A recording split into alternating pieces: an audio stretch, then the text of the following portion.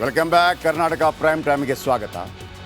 ಅವರು ನಮ್ಮ ಮನೆ ಕಾಯೋ ದೇವತೆಗಳು, ನಮ್ಮ ಮನೆಯವರ ಆರೋಗ್ಯ ಕಾಪಾಡೋ ವನಿತೆಯರು, ತಮ್ಮ ಜೀವವನ್ನು ಪಣಕ್ಕಿಟ್ಟು ನಮ್ಮನ್ನು ರಕ್ಷಿಸೋ ವಾರಿಯರ್ಸ್. ಆದರೆ ಇವರು ತಮ್ಮ ಹಕ್ಕಿಗಾಗಿ ಬೀದಿಗಿಳಿಯುವ ಸ್ಥಿತಿ ಬಂದಿದೆ. ಅಷ್ಟಕ್ಕೂ ಈ ತಾಯಂದಿರು ಯಾರು, ಅವರ ಬೇಡಿಕೆಯೇನು? ರಿಪಬ್ಲಿಕ್ ಕನ್ನಡ ಈ ಸುದ್ದಿಯನ್ನು ಭಾಳ ದೊಡ್ಡ ಮೇಜರ್ ಸುದ್ದಿಯಾಗಿ ತಗೊಳ್ತಾ ಇದೆ. ಏನಿರ್ಬೋದು ಬನ್ನಿ ನೋಡೋಣ.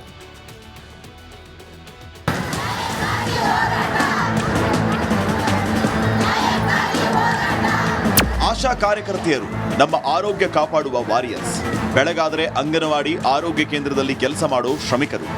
ಆದರೆ ಈ ಗುಲಾಬಿ ತಾಯಂದಿರ ಕಣ್ಣೀರ ಕತೆ ಕೇಳೋರಿಲ್ಲ. ಆದ್ದರಿಂದ ಮತ್ತೊಮ್ಮೆ ರಾಜಧಾನಿಯ ಮೇಲೆ ದಂಡೆತ್ತಿ ಬಂದಿದ್ದಾರೆ. ಎರಡನೇ ದಿನವೂ ಆಶಾ ರೋಷಾವೇಶ.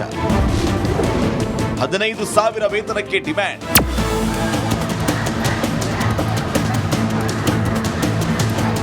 ಆಶಾ ಕಾರ್ಯಕರ್ತೆಯರು ಮರಗುಟ್ಟುವ ಚಳಿಯಲ್ಲಿ ಫ್ರೀಡಂ ಪಾರ್ಕ್ ಅಲ್ಲಿ ಅಹೋರಾತ್ರಿ ಧರಣಿಗೆ ಕುಳಿತಿದ್ದಾರೆ.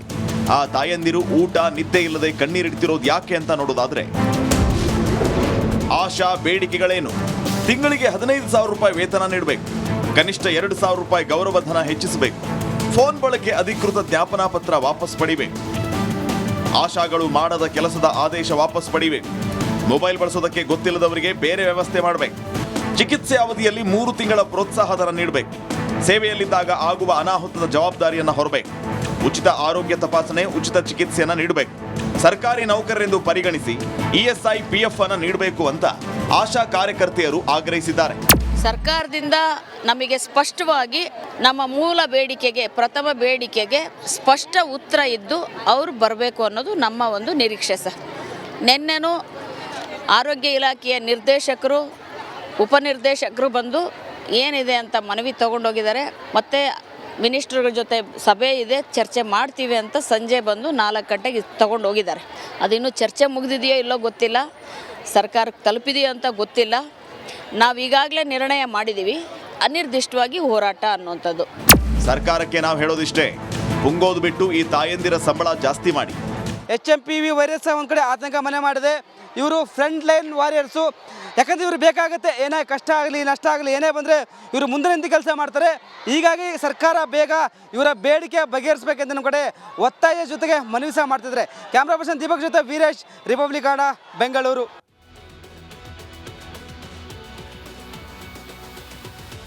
Welcome back. ಕರ್ನಾಟಕ ಪ್ರೈಮ್ ಟೈಮ್ಗೆ ಸ್ವಾಗತ.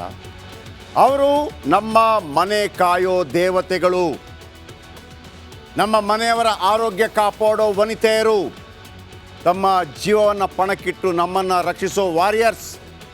ಆದರೆ ಇವರು ತಮ್ಮ ಹಕ್ಕಿಗಾಗಿ ಬೀದಿಗಿಳಿಯುವ ಸ್ಥಿತಿ ಬಂದಿದೆ. ಅಷ್ಟಕ್ಕೂ ಈ ತಾಯಂದಿರು ಯಾರು, ಅವರ ಬೇಡಿಕೆಯೇನು? ರಿಪಬ್ಲಿಕ್ ಕನ್ನಡ ಈ ಸುದ್ದಿಯನ್ನು ಭಾಳ ದೊಡ್ಡ ಮೇಜರ್ ಸುದ್ದಿಯಾಗಿ ತಗೊಳ್ತಾ ಇದೆ. ಏನಿರ್ಬೋದು ಬನ್ನಿ ನೋಡೋಣ.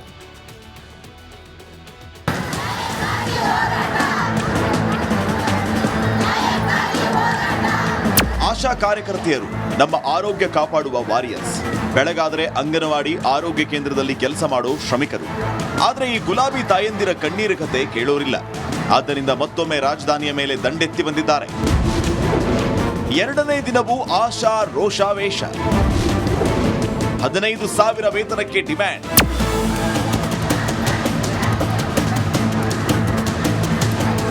ಆಶಾ ಕಾರ್ಯಕರ್ತೆಯರು ಮರಗುಟ್ಟುವ ಚಳಿಯಲ್ಲಿ ಫ್ರೀಡಂ ಪಾರ್ಕ್ ಅಲ್ಲಿ ಅಹೋರಾತ್ರಿ ಧರಣಿಗೆ ಕುಳಿತಿದ್ದಾರೆ. ಆ ತಾಯಂದಿರು ಊಟ ನಿದ್ದೆ ಇಲ್ಲದೆ ಕಣ್ಣೀರಿಡ್ತಿರೋದು ಯಾಕೆ ಅಂತ ನೋಡೋದಾದ್ರೆ, ಆಶಾ ಬೇಡಿಕೆಗಳೇನು? ತಿಂಗಳಿಗೆ 15,000 ರೂಪಾಯಿ ವೇತನ ನೀಡಬೇಕು. ಕನಿಷ್ಠ 2,000 ರೂಪಾಯಿ ಗೌರವಧನ ಹೆಚ್ಚಿಸಬೇಕು. ಫೋನ್ ಬಳಕೆ ಅಧಿಕೃತ ಜ್ಞಾಪನಾ ಪತ್ರ ವಾಪಸ್ ಪಡಿಬೇಕು. ಆಶಾಗಳು ಮಾಡದ ಕೆಲಸದ ಆದೇಶ ವಾಪಸ್ ಪಡಿಬೇಕು. ಮೊಬೈಲ್ ಬಳಸೋದಕ್ಕೆ ಗೊತ್ತಿಲ್ಲದವರಿಗೆ ಬೇರೆ ವ್ಯವಸ್ಥೆ ಮಾಡಬೇಕು. ಚಿಕಿತ್ಸೆ ಅವಧಿಯಲ್ಲಿ 3 ತಿಂಗಳ ಪ್ರೋತ್ಸಾಹ ಧನ ನೀಡಬೇಕು. ಸೇವೆಯಲ್ಲಿದ್ದಾಗ ಆಗುವ ಅನಾಹುತದ ಜವಾಬ್ದಾರಿಯನ್ನು ಹೊರಬೇಕು. ಉಚಿತ ಆರೋಗ್ಯ ತಪಾಸಣೆ, ಉಚಿತ ಚಿಕಿತ್ಸೆಯನ್ನು ನೀಡಬೇಕು. ಸರ್ಕಾರಿ ನೌಕರರೆಂದು ಪರಿಗಣಿಸಿ ಇಎಸ್ಐ ಪಿಎಫ್ ಅನ್ನು ನೀಡಬೇಕು ಅಂತ ಆಶಾ ಕಾರ್ಯಕರ್ತೆಯರು ಆಗ್ರಹಿಸಿದ್ದಾರೆ. ಸರ್ಕಾರದಿಂದ ನಮಗೆ ಸ್ಪಷ್ಟವಾಗಿ ನಮ್ಮ ಮೂಲ ಬೇಡಿಕೆಗೆ, ಪ್ರಥಮ ಬೇಡಿಕೆಗೆ ಸ್ಪಷ್ಟ ಉತ್ತರ ಇದ್ದು ಅವರು ಬರಬೇಕು ಅನ್ನೋದು ನಮ್ಮ ಒಂದು ನಿರೀಕ್ಷೆ ಸರ್. ನಿನ್ನೆನೂ ಆರೋಗ್ಯ ಇಲಾಖೆಯ ನಿರ್ದೇಶಕರು, ಉಪನಿರ್ದೇಶಕರು ಬಂದು ಏನಿದೆ ಅಂತ ಮನವಿ ತೊಗೊಂಡೋಗಿದ್ದಾರೆ.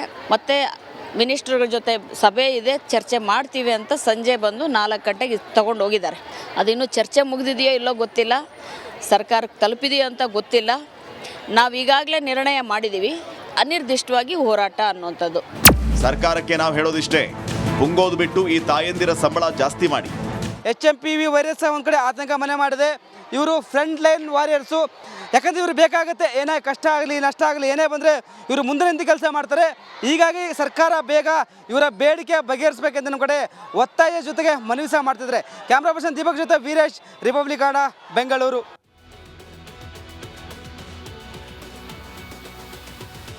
Welcome back. ಕರ್ನಾಟಕ ಪ್ರೈಮ್ ಟೈಮ್ಗೆ ಸ್ವಾಗತ. ಅವರು ನಮ್ಮ ಮನೆ ಕಾಯೋ ದೇವತೆಗಳು, ನಮ್ಮ ಮನೆಯವರ ಆರೋಗ್ಯ ಕಾಪಾಡೋ ವನಿತೆಯರು, ತಮ್ಮ ಜೀವವನ್ನು ಪಣಕ್ಕಿಟ್ಟು ನಮ್ಮನ್ನು ರಕ್ಷಿಸೋ ವಾರಿಯರ್ಸ್. ಆದರೆ ಇವರು ತಮ್ಮ ಹಕ್ಕಿಗಾಗಿ ಬೀದಿಗಿಳಿಯೋ ಸ್ಥಿತಿ ಬಂದಿದೆ. ಅಷ್ಟಕ್ಕೂ ಈ ತಾಯಂದಿರು ಯಾರು, ಅವರ ಬೇಡಿಕೆಯೇನು? ರಿಪಬ್ಲಿಕ್ ಕನ್ನಡ ಈ ಸುದ್ದಿಯನ್ನು ಭಾಳ ದೊಡ್ಡ ಮೇಜರ್ ಸುದ್ದಿಯಾಗಿ ತಗೊಳ್ತಾ ಇದೆ. ಏನಿರ್ಬೋದು ಬನ್ನಿ ನೋಡೋಣ.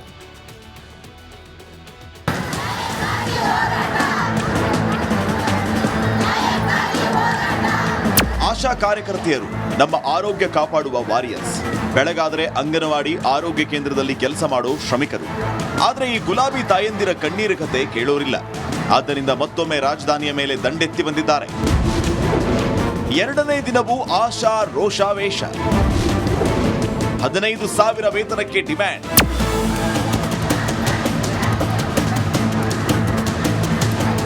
ಆಶಾ ಕಾರ್ಯಕರ್ತೆಯರು ಮರಗುಟ್ಟುವ ಚಳಿಯಲ್ಲಿ ಫ್ರೀಡಂ ಪಾರ್ಕ್ ಅಲ್ಲಿ ಅಹೋರಾತ್ರಿ ಧರಣಿಗೆ ಕುಳಿತಿದ್ದಾರೆ. ಆ ತಾಯಂದಿರು ಊಟ ನಿದ್ದೆ ಇಲ್ಲದೆ ಕಣ್ಣೀರಿಡ್ತಿರೋದು ಯಾಕೆ ಅಂತ ನೋಡೋದಾದ್ರೆ, ಆಶಾ ಬೇಡಿಕೆಗಳೇನು? ತಿಂಗಳಿಗೆ 15,000 ರೂಪಾಯಿ ವೇತನ ನೀಡಬೇಕು. ಕನಿಷ್ಠ 2,000 ರೂಪಾಯಿ ಗೌರವಧನ ಹೆಚ್ಚಿಸಬೇಕು. ಫೋನ್ ಬಳಕೆ ಅಧಿಕೃತ ಜ್ಞಾಪನಾ ಪತ್ರ ವಾಪಸ್ ಪಡಿಬೇಕು. ಆಶಾಗಳು ಮಾಡದ ಕೆಲಸದ ಆದೇಶ ವಾಪಸ್ ಪಡಿಬೇಕು. ಮೊಬೈಲ್ ಬಳಸೋದಕ್ಕೆ ಗೊತ್ತಿಲ್ಲದವರಿಗೆ ಬೇರೆ ವ್ಯವಸ್ಥೆ ಮಾಡಬೇಕು.